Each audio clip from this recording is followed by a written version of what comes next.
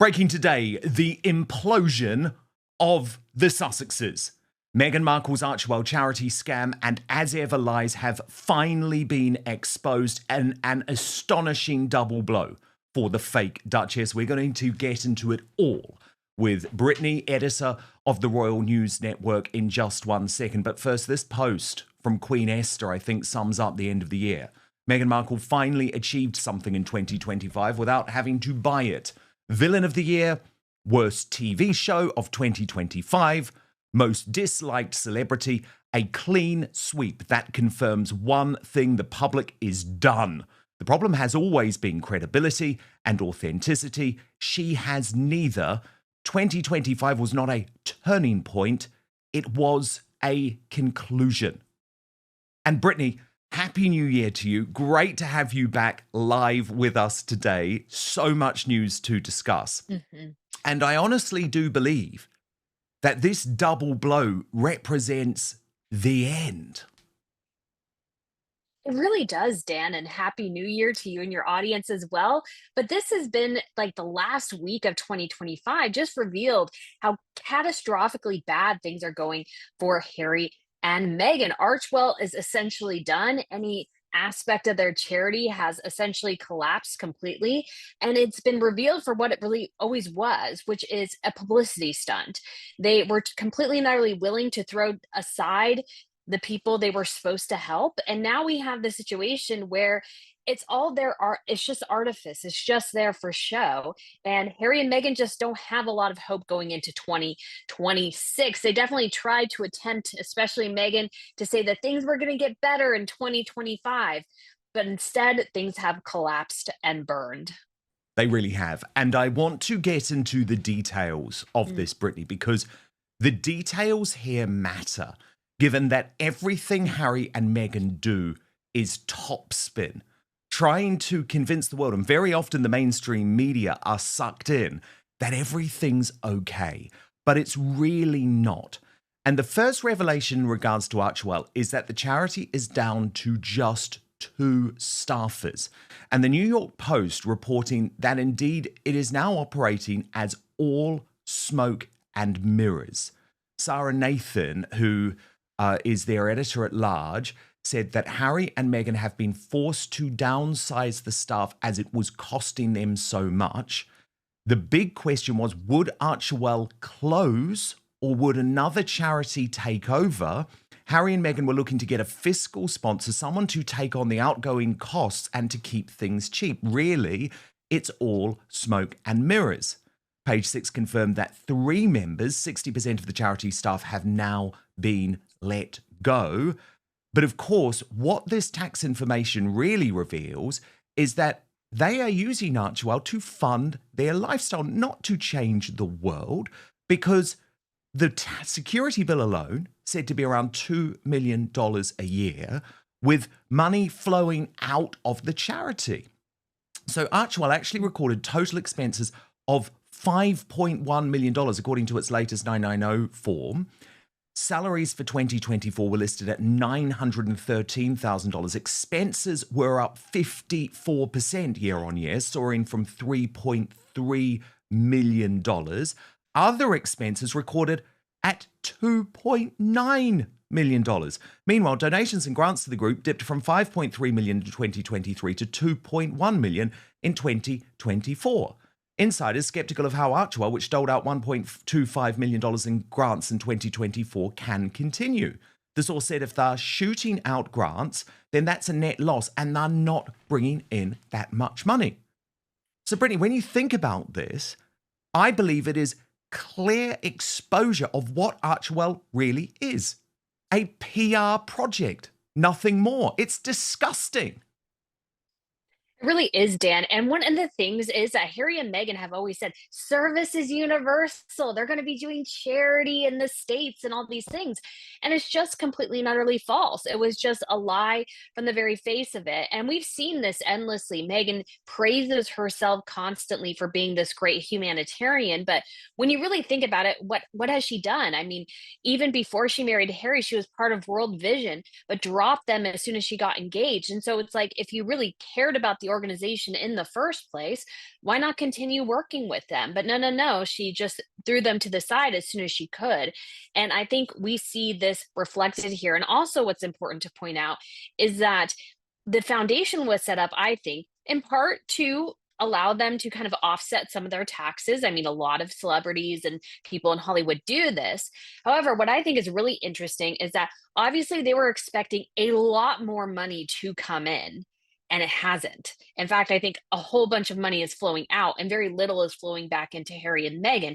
And this is part of the reason for the collapse, is that the finances are really starting to pinch, that the money is just not flowing in, and they cannot, even for any more time, actually sustain this charity the way they set it up. So they had to essentially, in some ways, downgrade it to actually make it manageable for them. And so definitely the dreams of Hollywood superstardom and billions of money, billions of dollars rolling in just has never ever happened. Of course it hasn't.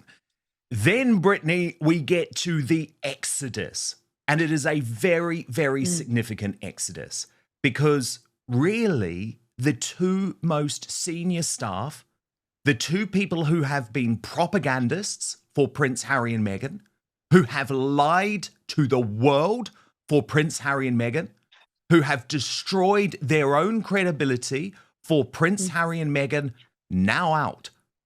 And that's why I believe the departures of Meredith Maines and James Holt, not necessarily names that the public will know, but huge forces behind the Harry and Meghan project. I mean, James Holt has been there as propagandist in chief ever since his time in the British royal family with the duplicitous duo. Meredith Maines came in earlier this year to apparently professionalize the operation, save Harry and Meghan, walks, Brittany, we learn, just hours after the fiasco involving the Kardashians, where she was forced to lie on behalf of her principals, claiming, you might remember, Brittany, that there was this special form that the Sussexes had filled in before attending Kris Jenner's 70th, explaining that they didn't want to have their photographs taken. Problem is, it never existed. James Holt moving back to the United Kingdom, some people believe to lay the groundwork for a potential Harry project in Britain if he gets his security back, which we're going to come to shortly. But Brittany, you cannot underestimate what it means for Harry and Meghan to lose these two staff members. Yes, we know they're bullies. Yes, we know they have lost so many staffers before. But these two were utterly key to the operation, utterly central to the Harry and Meghan project, which is why I genuinely believe we start 2026 with this project over. Dan, when this, especially when James Holt left, like that was a huge shock, because he has been with them since they were in the royal family. He has been their propagandist in chief. He's been a part of everything. And then he just sort of goes, no, I'm just going to go back to the UK. And it just demonstrates some severe, severe problems going on within the organization. And before that, of course, you have Meredith and then a couple of staffers even before that. And so it's really becoming clear that Harry and Meghan are having to really pare down their operations. And it's hard not to speculate that maybe a split is in the future. And this is part process to sort of streamline things in that direction, because they're not going to be doing things together anymore. Meghan is going to be doing her thing. Harry's going to be attempting to make it back in the UK. And so they just really don't have a strategy. And Meredith Maines tried the best she could. But Harry and Meghan are horrible principals. They have no self-control at all. They are terrible to manage, and it's impossible. And you, as a PR professional, damage your reputation by representing them. It doesn't help your career. It hurts your career, and it hurts the people you have connections with and their connections and these sorts of things. And so her departing, not a big surprise. I can't imagine having to go to the Kardashians or just basically lying publicly about what the Kardashians said, the most powerful people really in many ways in Hollywood. It's insane, but Harry and Meghan just lack the complete and utter discipline to operate at the levels they want to. Oh, they do. They absolutely do. And then we come to Was Never, as Lady Colin Campbell has christened Meghan Markle's lifestyle business. Now, Brittany, you have been on this right from the start. It has been obvious that this business is a disaster. And so much of the smoke and mirrors in the early days of the launch of that business was connected to the scarcity strategy, which meant that virtually no product was put on sale, right? So that it would sell out. And so that she got the good headlines, or what she thought was the good headlines. But now, the true extent of the stock available for As Ever has been revealed, and it makes it very clear that there is a reason why Meghan is now literally giving the product away. Literally, please take my marmalade for free. And you've summed it up beautifully, Brittany. Let me just take you through this new reporting from you overnight, where you write, will it take Meghan Markle 9 years to get through her signature fruit spread gift box stock? That's seemingly what the math says, as an error in her As Ever website allows customers to not only see the entire amount in stock, but purchase them to the tune of over $5 million. This gives the greatest insight to the failure of As Ever so far, and the continued failure of Meghan Markle to manage products, websites, and brands, as this kind of information should never be publicly available. At this time, Meghan is sitting on roughly $23 million worth of product in stock, including 137,435 of her signature fruit spread box. The numbers last night revealed that within about 12 hours, she moved 20 of these.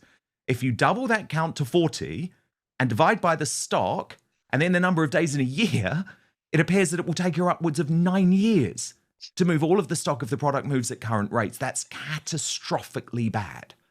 While this is just a small snapshot and not an overall indicator, it seems to confirm what many have suspected. Meghan Markle's As Ever gamble was a time suck and a money drain. It just seems that the audience for the products is rather small, and massively overstocking seems to indicate a lack of market research and overconfidence that will result in product waste. Only time will tell how long this company will last, and then you have quite rightly given credit to Saint Meghan Markle subreddit and the user KikiLove777 for discovering this obvious error in the website. Brittany, this is disastrous. This is catastrophic. It proves what you have been saying for some time, that As Ever is a flop, is a disaster. But the fact that this has been allowed to happen, Brittany, shows you what a shoddy, substandard, amateur hour business Meghan is running. It really does. I was shocked, Dan. Like when I first initially saw this post on X about it, I was like, no, there's just no way, because there's so much misinformation out there about Harry and Meghan in some ways. But then I was actually putting the numbers in, and you're getting stock counts. And I'm like, you should never, ever see that on a website. And in case, unless they have like one or two left, they will let you know that. But to have potentially 37,000 fruit spreads sitting out there is astronomically bad. And to move them so slowly, again, this was just anecdotal, is insane. And to think that the website is so poorly constructed that you can see any of this information, again, just proves how poorly managed this business is, how much of a terrible businesswoman Meghan Markle is, and how much she didn't put any forethought into this and how little it's moving. This sort of proves it, I think. Obviously, we don't know how much she put in stock in the first place and these sorts of things. But I really just don't think this brand is taking off. And she has potentially made a lot of product based off bad information rather than doing the smart thing. She did the worst thing possible. And now she might be sitting on a ton of product that is not moving. It's just absolutely insane. It's an absolute shock, really. I mean, it is and it isn't, because this is Meghan Markle. She's really bad at business. Yeah. But another I mean, indicator. It just shows how bad it is, because she is sitting on infinite numbers of stock, because Infinite Sky 55 actually did the same with every product and has now listed the current unsold inventory for the entire Was Never Sweet. And I mean, it's astonishing to me. Honey box, 24,000 available. Orange marmalade, 44,000. Flour sprinkles, 80,000. That was meant to be the big hit, Brittany. I thought that was really funny. Hardly. Sage honey, Nobody wants it. 8,000. Cider mulling kit, 14,000. Well, that was meant to sell over Christmas. No one wants it outside of Christmas. Toddy mulling kit, 15,000. The candle 1, 27,000. Candle 2, 62,000. Peppermint tea, 39,000. Lemon tea, 35,000. Hibiscus tea, 37,000. Then the wine, Brittany, which you would imagine has been ordered in lower numbers, still has huge amounts of stock. The Brut, 6,800. The Sauvignon Blanc, 46,000. The Rosé, 23,000. And the Wooden Crate, which is a single bottle, 1,900 unsold. I mean, these are eye-watering figures. Anyone looking at this business would say, you have a massive problem on your hands. This opening is not subtle, and it's not meant to be. The framing is clear from the first line. This is not a setback, it's an implosion. The language deliberately positions Archewell not as a struggling charity, but as a charity scam whose lies have finally caught up with it. Calling Meghan a fake duchess is strategic. It reinforces the idea that her royal credibility is self-assigned, not earned, and the Villain of the Year montage seals the verdict. 2025 wasn't redemption, it was judgment. The key message here: the public hasn't turned, they've finished. This segment sets the thesis for the entire video. The Sussex brand didn't fail suddenly. It collapsed under the weight of its own dishonesty. This is where the narrative turns from opinion to receipts. Only 2 staffers left. Donations halved. Expenses soaring. Security bills bleeding millions. The contrast is devastating. $5.1 million spent. $2.1 million raised. $2 million on personal security. That's not charity, that's self-funded celebrity maintenance. The phrase operating as all smoke and mirrors is lethal because it confirms what critics have said for years. Archewell exists to generate headlines, not outcomes. The unspoken implication is worse. Donors didn't fund causes, they funded Harry and Meghan's lifestyle. This segment reframes Archewell as a PR laundering operation, not a humanitarian one. This is arguably the most damaging section. Meredith Maines and James Holt weren't just staff. They were architects of the Sussex narrative. These are the people who defended contradictions, spun disasters, lied publicly to protect the brand. And now, they're gone. That signals something critical. Even the people paid to lie for them won't do it anymore. The Kardashians incident is the breaking point. Lying about the most powerful family in Hollywood is professional suicide. This segment quietly introduces a devastating idea: the Sussexes are now toxic to represent. This is the hard data kill shot. The scarcity strategy collapses the moment stock numbers leak. 137,000 jam boxes. 262,000 candles. Tens of thousands of perishable goods. The math doesn't lie. At current sales rates, it would take up to 9 years to clear inventory. This destroys 3 myths at once. Meghan is a savvy businesswoman. The brand is selling out.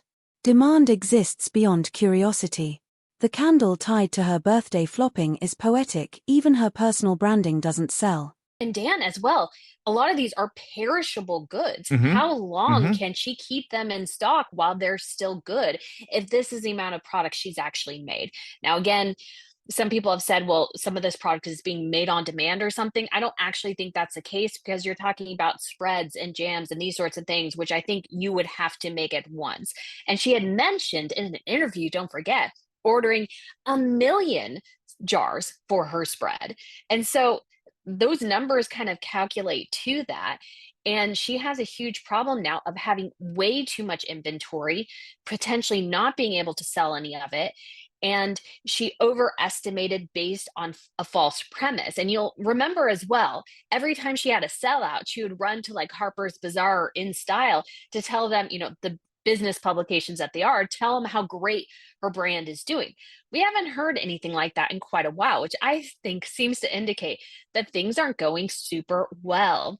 She had a little bit of interest in the beginning, but anybody who, let's say, had a curiosity factor was sort of done. And what I think is really funny is that the candle that is numbered after her birthday is the one that's still 62,000 in stock, which I find really hysterical, that nobody really wants Meghan's customized candle of Meghan's birthday. I think is hilarious. So, and now, just an Brittany, absolute disaster. We learn that she's not giving up. Because this is the problem. She's never going to give up. She's just going to dig the hole deeper. And look at this. Royally Sage pointing out that she pillaged Pinterest, Joanna Gaines, Martha Stewart for her show. Can't wait for the lawsuits after the news that Meghan Markle will release her first cookbook this year, featuring recipes from her Netflix series as Duchess plots expansion of her As Ever brand. I mean, the delusion. Brittany, the absolute delusion. Because, of course, we know Martha Stewart is very angry about the one pot pasta. So if Meghan dares goes and puts that recipe in the book, she could be facing a lawsuit. She definitely could. And you've got to think as well, Dan, her show didn't do well. Her show flopped and failed. It had a good first season, but that was more over the I'm Megan Sussex tantrum that she did with Mindy Kaling. I think that's why the vast majority of people watched. And we have an indication that that's true because nobody else tuned in again. And so you have this entire situation here where she's promoting this book, and this cookbook should have been available months ago, because now she's going to be too far past the show and there's no season 3. There's no way to promote it. Like, this is all so terribly done, terribly thought through. And Meghan just threw a bunch of stuff against the wall last year and nothing really stuck. And now she's stuck trying to make basically, flour sprinkles all the time, make it a thing. And it's just not happening.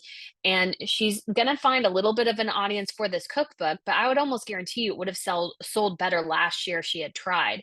But she doesn't think of anything, and she's so delusional. She'll just keep spending money and spending them into bankruptcy, basically trying to make this business work so she doesn't look like, again, having another failure on her hands. 100%. But of course, Brittany, this is why Prince Harry is so desperate. So desperate on so many levels, and most desperate to return to the United Kingdom, to get as far away from his wife as possible, which is why, and I'm furious about this, the British public, people like me, are about to have to pay for his paranoia. This from Charlotte Griffiths, who we know is a Sussex propagandist working for the Mail on Sunday, claiming that Harry's stalker scare means it is now nailed on that he is going to be given armed police guards for his visits to the UK. Now, there's the stalker. I mean, this is a female. There was no suggestion that this so-called stalker was anything other than a Sussex squad loon.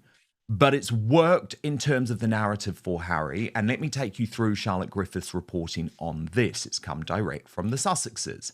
Prince Harry has won his fight for automatic taxpayer-funded armed protection when he returns to the UK, according to sources close to the Sussexes. A ruling in the Duke's favour, expected to be announced within weeks, could allow for a reunion between King Charles and his grandchildren Archie and Lily, who live in the US. Sources close to the Sussexes told the Mail on Sunday that the reinstatement of armed security has been assured after a fresh risk assessment was carried out for the Royal and VIP Executive Committee RAVEC. They said it's now a formality. Sources at the Home Office have indicated that security is now nailed on for Harry. This new revelation too, Harry was provided with police protection for 1 day only on his trip for the UK, the month of the so-called stalker. This stalker had apparently made threats online and was able to secure access to a zone close to Harry. Harry said to have felt abandoned 2 days later when, without police protection, the same woman got within a stone's throw of him at another engagement and attempted to approach him. It fell to a member of the Duke's private staff, who was ex-army, to step in and protect him. His timely intervention, where he managed to body block the woman, was one of several security lapses that were included as evidence to be flagged to the Risk Management Board. According to sources, Risk Management Board members have now decided that the Duke does meet the threshold for protection, leaving RAVEC with little choice but to approve his request. A source said on Saturday the only thing that could scupper his approval now would be an intervention from the palace. That, however, seems increasingly unlikely given signs of rapprochement between the Duke and his father. Charles is said to be very keen to meet his Californian-based grandchildren on home soil again. The King last met Archie and Lily when they visited the UK as part of the late Queen Elizabeth II's Platinum Jubilee celebrations in February 2022. Another source close to the Sussexes added, "We aren't taking anything for granted. Obviously, given he's the King's son, it is the right thing to do, but it's about everyone being able to save face, and the Risk Management Board is the common sense way to do that." A source adding, if you knew about the kind of threats Harry and his children had been getting, then you would understand why he doesn't want to bring the kids over until police protection is granted. Meghan not expected to join Harry on a visit to the UK next month when he is set to give evidence in a court case involving associated newspapers. A spokesman for the Sussexes said, we can't comment on security matters. A government spokesman said the UK government's protective security system is rigorous and proportionate. It is our long-standing policy not to provide detailed information on those arrangements, as doing so could compromise their integrity and affect individual security. But lots of questions over this so-called stalker, according to Taz making the point, they never once mentioned a stalker in all of their interviews. Then one miraculously starts turning up only in the UK when his security demands are shut down. It was a setup, in my opinion. Harry will be given guards. It is ridiculous. It doesn't make sense. And Brittany, you added, if Prince Harry does win his taxpayer-funded security back, he will be even less popular than he already is, along with his wife and kids. There is no appetite for Harry in the UK, nor does Meghan want to go back. This will not fix his marriage or his issues within the royal family. It also again highlights the overall problem with Harry and Meghan, which is royalty versus celebrity. Is the stalking the direct result of the royal family or simply a byproduct of being famous? A lot of famous people, and even not famous or internet famous people, have stalkers. Where is the line? Because if the reasoning is just that he has a stalker, I would imagine that every celebrity with the same problem should be afforded the same taxpayer courtesy. And Brittany, here, I couldn't agree with you more on all of those points, because it's something that all of us in the public eye face. Harry, I believe, is absolutely trying to boost the so-called threat provided by the security. Brittany, trust me, if there was any suggestion that this woman was armed in any way, that she had provided any type of imminent physical threat to Prince Harry, we would have heard all about it. This was a fan. It was a crazy Sussex squad fan. Lots of them travel all over the world. The fact that this is all he's got to try and convince Ravik to give him the security is astonishing. And I also think, Brittany, you're completely right to say this will make him even less popular, because trust me, people here in the United Kingdom are going to be utterly ropeable, utterly furious at a time when we are struggling financially to take our taxpayer money to provide him with security. It's going to be an absolute disaster, Dan. I don't know. I mean, again, this goes all to Harry's delusions here. Nobody really wants or needs him in the UK anymore. He has left. And I think it's the greatest indicator that life is really, really bad in Montecito, that he does want to go back to the UK, that he does want to re-embrace the life that he so willfully gave up in a massive temper tantrum, only to realize that, oh, life was actually better in the UK pre-Meghan Markle. And so I want to go back and I want everything I had before. But this stalker thing is so weak, I think, because so many people who are in the public eye, newscasters, celebrities, people on social media, these sorts of things, they have stalkers. And some of them, yes, can be dangerous, but you also have the people who are just Uber fans. And really, this woman to me sounds more like an Uber fan who's just a little too obsessive rather than somebody truly dangerous.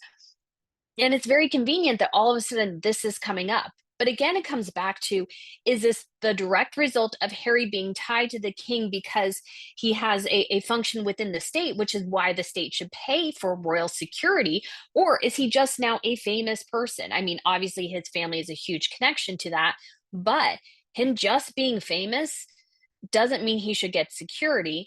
And if every celebrity who has a stalker, they should be demanding security too now if Harry gets it. Because look at that. He's arguing in public, basically, I have this lone stalker who's a woman who seems maybe a little dangerous. I think people thinking of, I can't pay rent, I can't pay my utility bills, are going to be very, very angry. And he should expect protests when he comes back, angry crowds sometimes now, because people don't want to pay for this. You're so right. You are so right, Brittany. This is not going to be good news for Harry. Mm-mm. He is digging his hole even deeper. And that's before, by the way, and we'll cover it, of course, Brittany, we even get to the court case, which is just looking disastrous for him. I think it will be the final nail in his credibility coffin. But Brittany, do stand by, because an astonishing new demand from Prince Harry over his balding hairline. This segment proves As ever isn't a lifestyle brand, it's an overproduced vanity project. Now the tone shifts from mockery to disbelief. These aren't mugs or t-shirts. They're jams, spreads, honey, teas, products with shelf lives. Which raises the unspoken but brutal question, how much of this stock will expire before it ever sells? The cookbook announcement is framed not as ambition, but denial. She's doubling down after a failed show, a failed product launch, a saturated, uninterested audience. This is where delusion becomes the theme. Not confidence. Not resilience. Delusion. This is the emotional climax. The stalker narrative is dismantled piece by piece. No weapon. No attack. No prior mention until security was denied. The framing is devastating. If having an obsessive fan qualifies you for armed police, every celebrity should get it. The timing is everything. The benefit is obvious. The threat is vague. The cost? British taxpayers. This segment positions Harry not as a victim, but as entitled, paranoid, and manipulative. And the kicker, Meghan won't even come with him. The conclusion lands hard. Britain doesn't want him back. Security won't fix the marriage. Taxpayer funding will inflame public anger. Harry didn't just leave royal life, he tried to destroy it, and now wants the benefits without the duty. The core takeaway, this isn't about safety. It's about status. And status is exactly what Harry no longer has. Now I want to hear from you. Do you believe Archewell was ever a real charity, or was it always a PR vehicle? Should British taxpayers really be forced to fund Prince Harry's security when families are struggling to pay bills? And is this finally the end of the Sussex brand, or do you think they'll find another reinvention? Drop your thoughts in the comments. Like the video if you think the truth is finally coming out. Subscribe for uncensored royal coverage the mainstream media won't touch. This story is far from over, but one thing is clear, the Sussex fairy tale is officially in its final chapter.